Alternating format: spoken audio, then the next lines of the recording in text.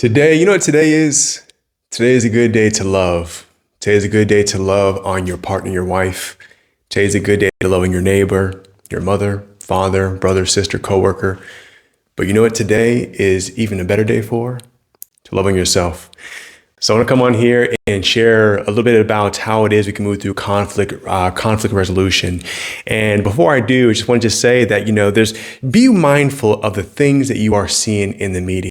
As of late, I've been watching a show called The Good Doctor. It's an old episode in the United States. We get things late here in Spain. And this is the second time I'm watching the series. And as I'm watching it, I just see so many subtle yet very direct messages that makes us so reliable on each other for our emotional well-being. We are so obsessed and dependent with having someone else fend or be responsible for our emotional well-being, and that is no bueno.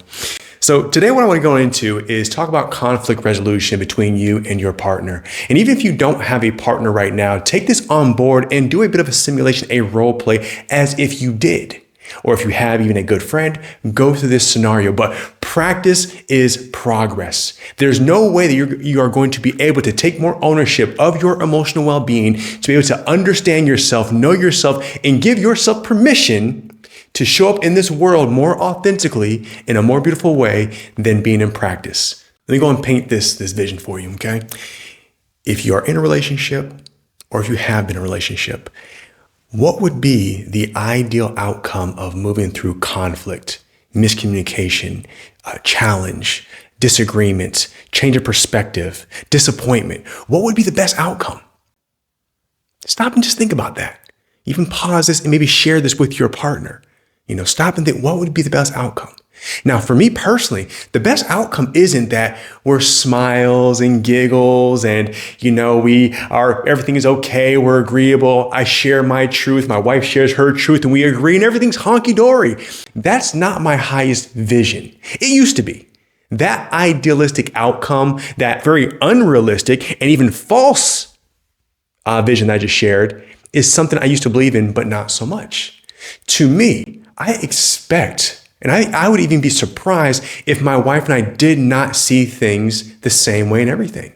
So for me, understanding and going into that my wife has her experience, I have mine. The best thing we can do is come together and share a common experience. My highest vision is that we have patience, that I have patience, that I'm able to put my personal experience and myself aside to be able to listen to what my wife wants to share with me so I can understand her world and her perspective, to not take it personal, what she shares with me, that she listens to me, that she also can put her stuff aside and listen to what it is I want to transmit to her, that we have the ability to pace ourselves, to slow down the conversation, to stop when we need a break, when the emotions are getting high. That, to me, is a perfect outcome. So I want to paint that for you, and you create your own vision, your own outcome, make it realistic, and give you and your partner the opportunity, this space to navigate this, okay? So let's go and dive right in. I'm going to go through about 8 different steps here, so you can write these down. I'll put these in the notes as well, for you to go by one-on-one, and just to give you an outline of how we can approach conflict, okay? Now, conflict doesn't have to be a major blowout. It can be a simple, I didn't agree with that, and I didn't really feel comfortable with the way they responded. You don't have to wait until it boils inside you, explode all over your partner until you're full outraged on each other. In fact, I recommend you don't wait until that point in time. But this is where it comes back to what I said in the beginning. Your emotional well-being, your ability, your willingness to be courageous in certain moments, to speak more honestly, more openly, more vulnerably with your partner will alleviate the need for you to wait until you explode. First step, share the vision together. We just kind of did that together. But both of you share, what do you want the outcome of this conversation to be? Something happened here. What do you want this to be? Now, you don't have to share this vision like this every single time. The best practice is that you have a blanket vision together combined of how you will move through conflict and difficult conversations. So that way you have the understanding. That way you both can come back to a reference point. So when the next conflict happens, because it will happen, you have already established a vision that you two are working towards. 2, active listening. Active listening is the most magical thing you can do and the most powerful thing you can do. Because at the end of the day, every single one of us has our own experience. We only have our world. We have so much that we want to share, so much that we want people to understand us, our emotions, our aspirations, our dreams, our fears, our everything. And when someone listens to us, when you can see that someone is giving you your attention or their attention, and they're engaged with you, there's nothing that feels more loving than that. At least for me, that's one of my love languages. If you want me to feel loved, give me your undivided attention. Look me in my eyes, be with me, show me the nonverbals, I will be with you. And so for you, understand this, that when you listen to your partner, listen and put away the temptation to take it personal. Put away the temptation to defend what they're saying and listen to what they're sharing. Now, this can be particularly tricky if your partner is sharing something that they don't like or something that bothers that involves you, right? Naturally so, you have your own experience. But the only way you two will be able to move beyond that is if you give each other space and time to share their truth. So active listening would be, okay, my wife is speaking to me. I'm going to be in a position, prepare myself emotionally, energetically, spiritually, to be with my partner because I care for her. I love her. I want to understand what she has to say and how I can best support her in her experience with me. So that requires me to put my stuff aside for now to be able to listen to her, and then you switch roles. Practice expressing yourself drama-free. Now, I don't mean being robotic. I know in this day and age of AI, artificial intelligence, artificial emotions, we hide behind avatars and pictures, we hide behind texting. Sometimes it's difficult to understand how to express ourselves.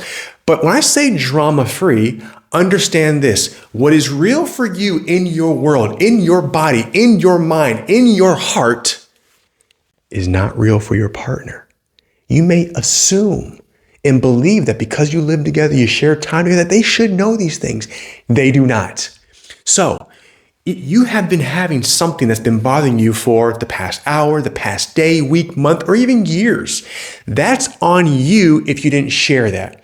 So if you let this build up over time and now you want to explode onto them, please expect that your partner may not be prepared to handle that amount of emotion and even drama because you have this need to feel heard right now. So allow the emotions to be there. Allow the emotions to be present. They don't need to go away. You don't need to feel guilty about them. But if you want to get through the conflict, express yourself drama-free, as most concise as possible, stick to the facts, take ownership of your experience, your emotions, and share with them exactly how it is they can support you in your world. Find common ground. After you two have shared your truths with each other, you shared your vision together, you shared what's alive for you, find the common ground. Oftentimes where couples go wrong is because they're in their own world and they feel discomfort and pain in their experience. We put the responsibility on our partner to fix it all. I feel uncomfortable when you do, when you say, when you act, when you don't do, when you don't say. And so for me to feel good, I want you to change. That cannot be the way forward, right? Your husband, your wife is not your mom, nor are they your dad. You need to be able to take responsibility for your emotions and share this with each other. And so you two get to find common ground. Doesn't mean throw your needs and desires away. It doesn't mean what you want and what you experience. It doesn't matter. It's not valid. It just means you both have a reality that need to coexist together. This is why you chose to come together. If you are unwilling to be able to find common ground, be single. All right? To be together, to be in a sacred union, to come together on unionship means that there's going to be a level of compromise because you choose to, not because you have to give yourself up, not because you sell yourself out, because that's what being a couple means. Okay? So, now, after you find the common ground, what is it that you both have in common? What is both the common thread? Is there a moment? Is there a situation? Is there something that's reoccurring within your relationship that keeps on coming up that you both can agree on that doesn't feel good for the both of you? Okay, find the compromise. Now, the art of the compromise is being able to say, you know what? Let's say, for example, starting our morning together. When we start our morning together, I take the dogs out and my wife usually cooks breakfast. This is a real thing for us. I usually I say the dogs and the cat. The cat comes with us. I take them out. On some mornings, if I wake up earlier and my wife is still sleeping, my dog may get excited and start to bark. So I do my best to make sure it doesn't get too excited to bark and not wake up my wife. But if I'm not able to do that, there has to be a compromise in this. In that, for example, I can try to take my dogs out a bit later if it's possible. My wife can also understand that it's not my intention for the dogs to bark for to wake her up. And we can try to find out what the middle ground is. There may not be an ideal solution. That's also part of the compromise. Understand this. There are two completely different worlds and realities, and you're trying to push these together. So the idea is you can understand that your partner is doing his or her best to try to accommodate you while still living in their truth. And that also needs to happen. More often than not, we forget that our partner also is an autonomous, beautiful, organic, live, dynamic being that wants to be expressed and be alive, just like you. So some things are going to have to give, but this is where you are able to compromise together in that area. Now, as I'm going through all of this, I'm sharing this in a way as if it's continuous, as if it's not stopping, as if it's all kind of free-flowing. But as often can happen, especially in the beginning, if you are not comfortable with sharing your emotions, you're not comfortable with really not expressing in a way that's very dramatic, you're not comfortable with listening because you're taking it personal, this is why it takes practice. The emotion will build. So when you feel the emotions building or you feel yourself exhausted, call a timeout. Call a loving time out for the both of you. Even if you feel it's you. If you feel yourself getting overwhelmed, you're glazing over, you're kind of like boiling on the inside, say, hey, babe. Like, I don't want to interrupt you right now, but do you mind if we just take a break, maybe 5 minutes? I just kind of go for a walk. Do you mind if we come visit this later on in the afternoon? Do you mind if we do this tomorrow when there's more time for the both of us? Or can we just slow down right now? Can you take my hand and just breathe? Let's breathe together. Let's just take 5 deep breaths, because that can really be supportive for me right now. You mind just holding me, please? Just hold me. I really want to listen to you. I really want to get this right. I really want to understand, but right now I just feel myself really heavy. Do you mind doing that for me? The art and ability to be able to do that is such a gift for you and your partner. You win no trophies. You get nowhere trying to trudge on through when you feel yourself getting exhausted, when you feel yourself breaking down, when you feel yourself, your bandwidth is maxed out. Now you're irritable, you're frustrated, you're not really listening, you're thinking about yourself, you're not really listening to your partner, you're not doing anybody any favors. So call a loving timeout. Look your partner in the eyes and say, babe, I want to continue, but right now, can I have 1 minute, 3, 5 breaths, 10 breaths? Let's go take a walk together. Whatever you need. I'm going to go scream in the pillow.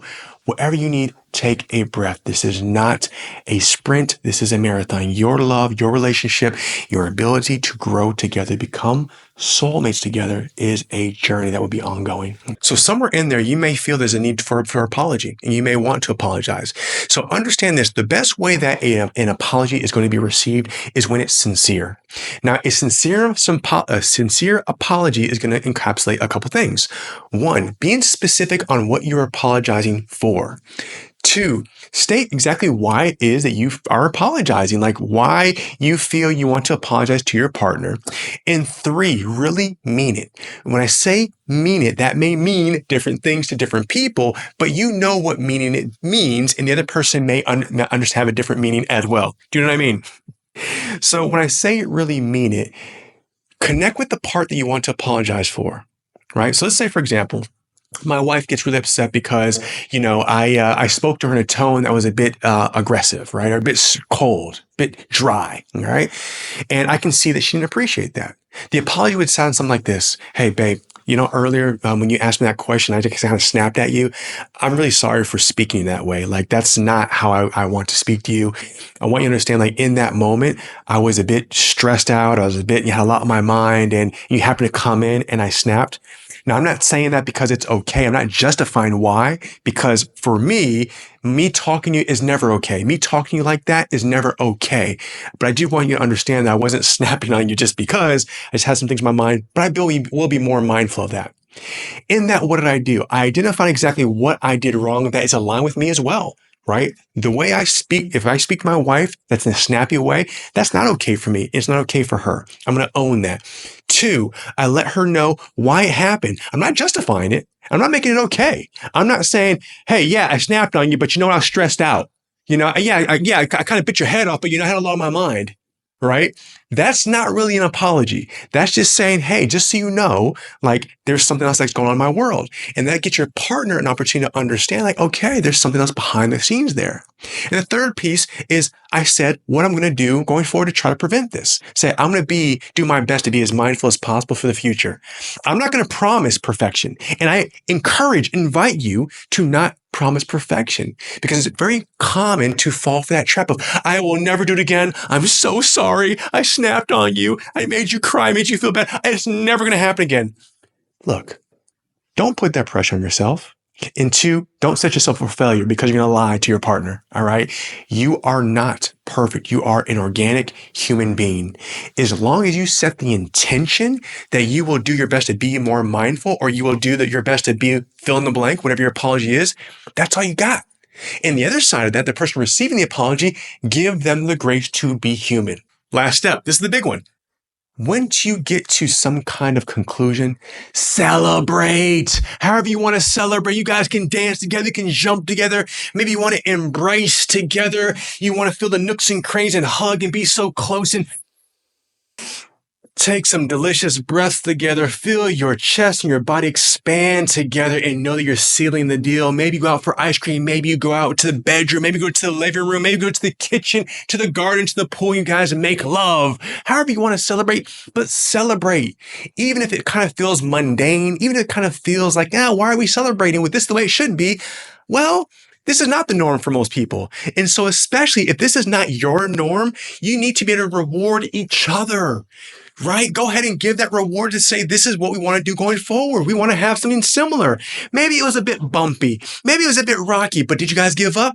No. Did you guys quit? No. Did you have the intention and the interest and the desire to improve this? Yes. Then celebrate progress. Don't worry about perfection, you beautiful people. All right. So celebrate yourselves. Write a love note. Give a kiss. Tickle each other. Whatever you got to do. If you have kids, get the kids involved. But celebrate. Right? What celebrates appreciates. That's it. Now I'll do a little bit of a recap. So first step, we're going to have create a vision together, practice active listening, share without drama free, without all the extra emotion, find common ground, practice the art of compromise, take a breather, a loving timeout, apologize sincerely, and celebrate good times. Come on. Okay.